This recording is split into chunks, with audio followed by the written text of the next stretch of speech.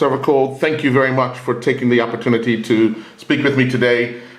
Just want to talk to you a bit about the Bermuda Open Championships. Last year, huge success. I know that you sent out a press release last week indicating that things were still on schedule as of now. Just want to go into some more questions regarding the championships. How did the players that played in it last year, how did they react after seeing how things materialized last year?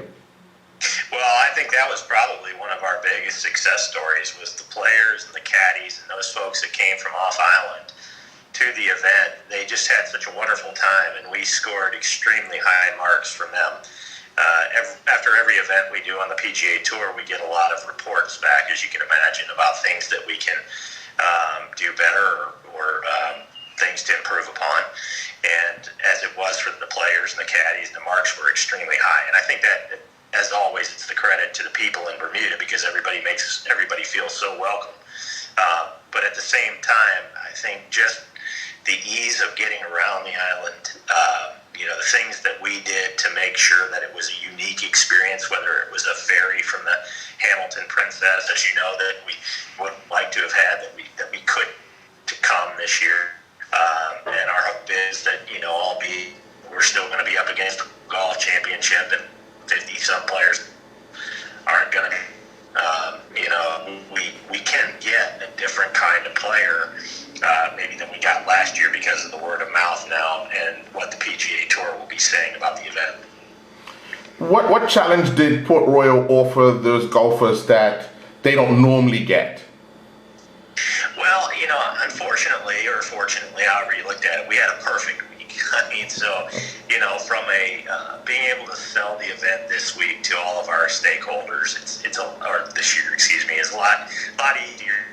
We can go picture and what we actually saw and did last year, which is extremely helpful. But we also made it where Royal is going to be a little bit unprotected, and you've got opportunity to go out and play Port Royal 20, 25, 30, 35 mile an hour. That's a whole difference.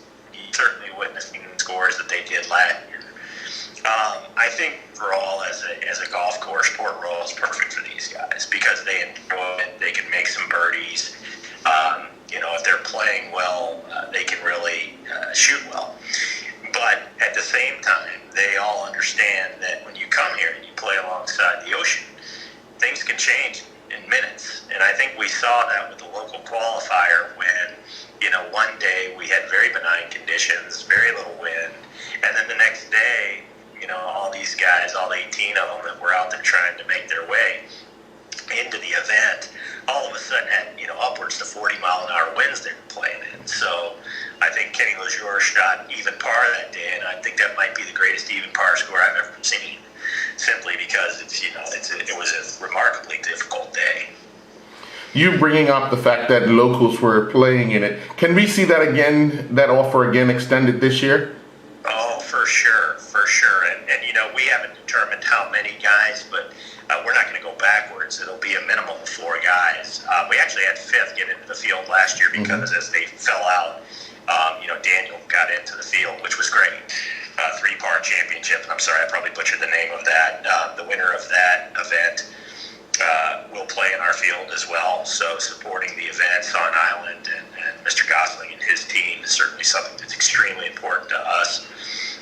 And we'll probably continue to do that. We're also going to throw some of our own things into the mix to try and help the BTA get more people on island. So we're looking at a junior event whereby local juniors would also play against some of the greatest players in the world.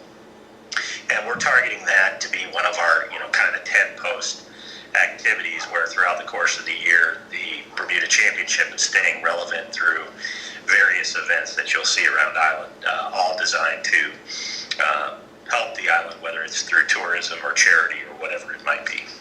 We know the championship was up against the tournament in China, and we've seen the PGA now reschedule some events to around the time that the Bermuda event will be going on. The possibility of having some higher ranked players playing in Bermuda What is the thought process around that?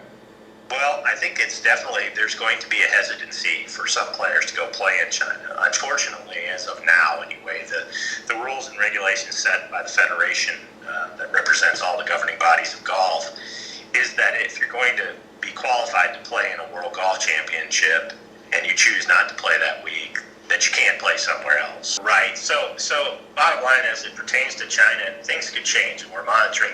But there is a lot of hesitancy, and we'll have to see. But the difficult golf championship that you have to eat it all, and so on paper, to want to play in China, but then ends up playing over here. They'll play there, or what will transpire over the course of the next few months obviously may change that, but at this point in time, those players wouldn't be needed. All right. Well, I want to thank you for your time. I appreciate your openness to talk about the Bermuda Championships, and hopefully this coronavirus that has taken over the world will give us some relief sometime soon, and we can get back on schedule, especially for this event. Yes, listen, and if you don't mind me just saying, Earl, I appreciate you taking the time to have me on too. I have thoughts and prayers with everybody on the island, my newfound home. So I am thinking about everybody there. You all please stay safe, and I look forward to getting back as soon as possible.